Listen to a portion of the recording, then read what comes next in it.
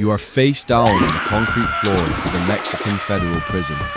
The surface is cold and wet. A massive riot has turned the cell block into a tomb. You feel the vibration of heavy boots nearby. A man with a broken glass bottle is sitting on your chest. He is screaming your name. Above you, the flickering lights show a war zone. To your left, a group of inmates is setting a pile of mattresses on fire. To your right, the guards are leaning against the steel gates. They're watching you like they're in a movie. They're waiting for a professional hitman to be erased from the record. The air is thick with black smoke. Your existence is about to become past tense in a state-run grave. But wait, ask yourself this. How did a shy kid from South Central end up as a cartel hitman in the Mexican mountains? Let's rewind the tape. 5 years ago, you weren't a high-status killer. You were a junior street observer. That's polite society's way of saying you were a ghost with no haunting rights. Your life was a dull loop in Compton. You woke up at dawn in a room that smelled like old grease. This smell will come back later to seal your fate. You sat on a porch for an hour watching people walk to jobs they hated. Don't jump ahead. You're missing the tiny detail that made the cartel choose you. You sat in a boxing gym that smelled of sweat and lost hope. The gym radio only played 2 songs. You hated both, but you memorized every word anyway to keep your mind from rotting. Don't miss this, because the way you hit that bag was practice for something much darker. You were pathetic. Your life was not yours. Look closer, because that blue car turning the corner is actually your first lesson in ballistics. Before I show you how that tiny observation saved your life in a mounted ambush, you need to see the grey loop of Compton. You lived in a world where a human life was cheaper than a tackle. You were an expert in the mechanics of the block. You knew which cars belonged to the cops. You knew which ones belonged to the gangs. This looks normal. It is not. You watched the normal people and their tiny dreams. They wanted a steady paycheck. They were biological machines running on a low battery. For a moment, it actually felt safe. You saw the girls playing jump rope on the sidewalk. You saw the old men playing cards for pennies. You almost forgot you were poor. You almost believed the lie that you could just be a kid. But don't jump ahead. You are missing the reason why the shadows were already measuring the weight of your soul. You roasted the mundane ambition of your neighbours every time you saw them. They thought they were safe because they followed the rules. You knew better. You felt a cold hunger that they could never understand. Hold that thought. You're going to need it in a minute when the first body drops. The gym radio only played 2 songs. You hated both, but you memorized every word anyway to keep your mind from rotting. You had the talent of a pro, but the bank account of a beggar. You knew how to move your feet. You knew how to breathe through the pain, but you did not know how to feed a family on pride. At this point, nobody knew what was already in motion. You were a spark in a room full of gas. The system always finds the talent. Look closer at the kitchen knife on your counter. Before to know how that blade changed your DNA, you need to see the person hiding in the corner who would later trade your life for a bottle of tequila. Then the system broke. Your father was a biological error. He destroyed your home. He committed a crime against your sister that no prayer can fix. You didn't have $50,000 for a lawyer. You only had that knife and a cold heart. You realized the law is just a suggestion for the poor. You decided to delete your own innocence. You were only 12 years old. You struck your father because it was the only way to cause a total stop to the nightmare. For 1 second, you actually felt like a hero. You felt a strange warmth in your chest. It was the first time you ever had power. But here's the problem. This decision triggered something that nobody could stop. You chose violence out of efficiency. It was simple math. 1 life for the safety of another. You fled across the border to Mexico to escape the police. Don't jump ahead. You're missing the secret of who really funded your escape. You were an American kid in a land that felt like a foreign planet. You walked through the desert like a ghost. You realized that kindness is a luxury for people who don't have to fight for air. You were ready to be reborn in the fire. Before I show you how the cartel bought your soul, you need to understand who was really pulling the strings. You walked out of the Compton frying pan and into the cartel fire. They saw a boy with empty pockets and offered you a job that felt like family. This was lethal hope. Blood is the only truth. Listen to the sound of a metal bolt sliding into place. The rifle you used for your first job had a hidden defect. This mechanical glitch would only reveal itself at the worst possible moment. But before I show you how you fixed it, you need to see the technical side of the trade. Being a hitman is not like a movie. It's a technical trade. You cleaned your rifle until it worked like a clock. You tracked a target for 3 days without making a sound. You understood the human hardware. You knew exactly where to place 2 in the torso and 1 in the brain. The system always delivers. This was only the test run for something much bigger. For a few months, your life actually felt perfect. You had cash. You had a sense of purpose. You almost believed the lie that you were a professional businessman. But freeze that moment. Before I talk about the money, let's talk about the betrayal already being planned in that very office. You used your boxing training to stay calm when leads started to fly. You viewed your targets as tasks on a list. If you follow the rules, the machine rewards you. It gives you a white robe. It gives you a luxury car. Wealth is just a high-status trap. You could spot a rival killer in a crowded market in 1 second. You were an expert at moving tons of product across invisible lines. You were a professional in a world of screaming amateurs. You deleted your fear and replaced it with cold focus. You were no longer a man. You were a process. This process ended in a quiet room and a body that no longer breathed. Remember this specific detail. It comes back later to haunt your sleep. You now know how you moved the money. But money was never the real goal. You were a weapon with a name. Pay attention to the face of the man who owns your life. Before the truth of his actions sinks in, take in the soft sweater he wore for your first meeting. Most people expect a cartel boss to look like a monster. They want scars and gold teeth. This is a common error in your hardware. El Padrino did not look like a killer. He looked like a retired schoolteacher. He wore sensible shoes. He spoke quietly about his garden and his grandchildren. He lulled you with a warmth that felt like the sun after a long winter in Compton. He told you that you were family. But don't miss this.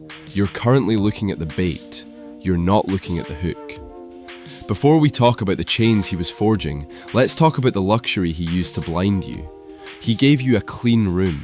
He gave you 3 hot meals a day. He listened to your stories about the boxing gym with genuine interest. He promised to keep your sister safe. You felt a sense of belonging for the first time in your pathetic life. This was lethal hope at its finest. He was not looking for a son to love. Hold that image. You're going to need it when the betrayal finally lands. He was looking for an engineered weapon that could deliver a total stop without blinking. He didn't demand your loyalty. He manufactured it. He made you feel like you owed him the very air in your lungs. You started to believe that the cartel was the only system that actually cared about you. The rest of the world was just a grey loop of noise. You finally felt high status. But remember this detail. The man who gives you the weapon is the same man who eventually points it at your temple. The machine always feeds before it eats. Listen to the steady hum of the air conditioner in the boss's office. Before I show you the envelope that ended your freedom, you need to see the smile you wore while walking into the trap. 2 years in, you had enough cash to buy a small city. You were tired of the smell of gun oil and the weight of your own conscience. You wanted to go back to the US. You wanted to open a gym and teach kids how to move their feet. You wanted the smell of leather instead of gunpowder. For a few weeks, you actually felt happy. You thought you could resign from the machine. This was a classic human glitch. You walked into his office with your head held high. You thanked him for the help. You were a process component trying to resign from the engine. El Padrino didn't get angry. He didn't scream. He just gave you a sad, fatherly smile. He reached into his desk and pulled out a thick envelope. But look again. This is where it gets dangerous. You're currently looking at the photos, but you're missing the most important detail hidden in the background of the frame. The photos were not of your targets. They were photos of your sister walking to school in Los Angeles. He knew her favorite lunch. He knew the color of her backpack. He knew which bus she took every morning at 8:15. He told you that the world is a dangerous place for a young girl without a protector. He said he'd hate for her to experience a total system failure because of a simple misunderstanding. Then he said the line that ended your dream forever. Nobody resigns from this company. You realized your salary was not for your work, it was for your silence. The exit is a bullet. Listen to the silent ticking of the gold watch on your wrist. It tells you the time, but it doesn't tell you how much time you have left. Before I show you how that expensive mechanism eventually failed you, let's look at the palace of self-deception you built. You stopped fighting the cage and decided to decorate it. You became the high-status face of the Mexican mountains. $12,000 robes. Luxury cars with 3 inches of armor plating. You had more money than you could burn in 10 lifetimes. But here's the problem. You actually started to believe you were the engineer of this engine instead of just a part. For a moment, it felt like redemption. You tried to buy your way back to a normal soul. You built a boxing gym for the neighborhood kids. You gave massive stacks of cash to the local church. The people cheered your name when you drove through the village. You felt like a king. You told yourself you were a hero to the poor. The local priest took your money and promised you a seat in heaven. He didn't mention that the waitlist for hitmen is surprisingly short. It was a beautiful, lethal lie. But don't jump ahead. You're missing the exact second the machine decided you were a surplus variable. You felt powerful in your white robe, looking down from your balcony like a god. In reality, you were just a high-status piece of meat in a golden trap. You built a palace on top of a graveyard and were surprised when the floors felt cold. You were an expert at delivering the end, but you forgot that every process has an end date. You were the monster now. The system always cashes its checks. Listen to the scratching of the wind against your bulletproof glass. Before I show you which security camera actually caught your betrayal, you need to see how your own brain turned into a high-security prison. You have the mansion. You have millions in the dirt, but your brain has forgotten how to power down. You're suffering from a predictable system failure called a conscience. You spend your nights watching the monitors. You check the underside of your luxury car for a thermal event twice every hour. Your mansion has 42 rooms, but you spend all your time in the one with the most exits. For a moment, you try to find a human rhythm. You even bought a high-tech robot vacuum to keep the floors clean. You named it Murderbot. It's the only thing in the house that isn't actively planning your forced expiration. But freeze that moment. This is where the logic becomes lethal. You look at your own bodyguards and wonder which one of them has already taken a contract to deliver your total stop. You sit in your private gym and stare at the heavy bag. You remember the smell of old grease in Compton. Back then you were poor, but you could actually breathe. Now, every breath feels like a borrowed favor from a machine that's running out of patience. You're currently paying for your own execution, and you're giving the order with every single heartbeat. You know exactly how easy it is to erase a human being from the timeline. This is the price of the delusion.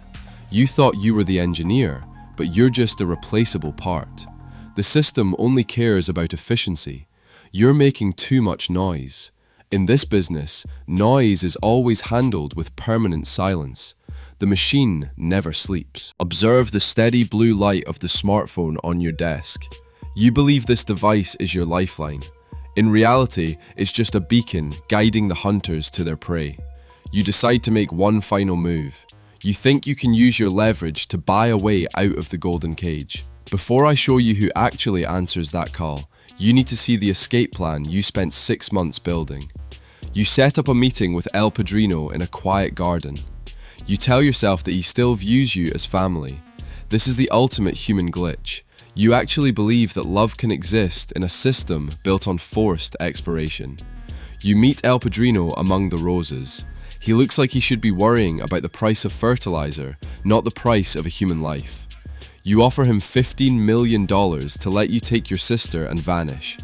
He listens with a kind expression. He even shares a piece of hard candy with you. It's strawberry flavored. You hate strawberry, but you swallow it like a holy wafer because you're desperate for a blessing. He tells you that you've done enough. He hands you a leather wallet with a new passport and a set of keys to a safe house. Look again. You're going to need that sweetness when you taste the dirt in a few minutes. For one glorious second, you feel lethal hope. You think you're the one component that managed to outrun the factory. It's a beautiful lie. The reality hits you when the federal agents swarm the garden. The guards you paid to protect you are the same ones who kick your legs out from under you. You realize that El Padrino didn't lose you, he sold you. He traded your life for a ceasefire with the government. You were never his son, you were a loose end. The exit was always a cage. Look at the jagged edge of the glass bottle, reflecting the flickering overhead lights. Before I show you how the story ends, you need to feel the full weight of the man sitting on your lungs. We're back on the cold concrete floor of the Mexican federal prison. The surface is wet with the failure of your high-status dreams.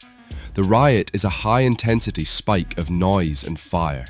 To your right, the guards are leaning against the steel gates. They're watching you like a boring television show on a Tuesday night. They know your utility has reached zero. You're no longer a person. You're a loose end being neatly trimmed by the machine. For a split second, you think about the strawberry candy El Padrino gave you in the garden. You remember how much you hated that flavor. It's a tiny human detail in a room full of smoke. You even remember the smell of old grease from the kitchen in Compton. It was the scent of your beginning, and now it's the scent of your end. This is the last bit of oxygen you will ever get. You think about your sister. She's safe for now, but she'll never know where the plastic drums are buried in the mountains. The worms will be the only ones to count your millions. You were a masterpiece of violence, but the gallery is closing early. A professional hitman is just another part past its expiration date. You spent your life delivering the end to others. Now the system is delivering one to you. You feel the jagged glass press against your skin. This is the moment where the monster finally looks back. You realize that your life was never your own. You were a weapon that thought it was a person. The system works perfectly. Your life is not yours. Tomorrow morning, you will wake up and complain about the temperature of your coffee.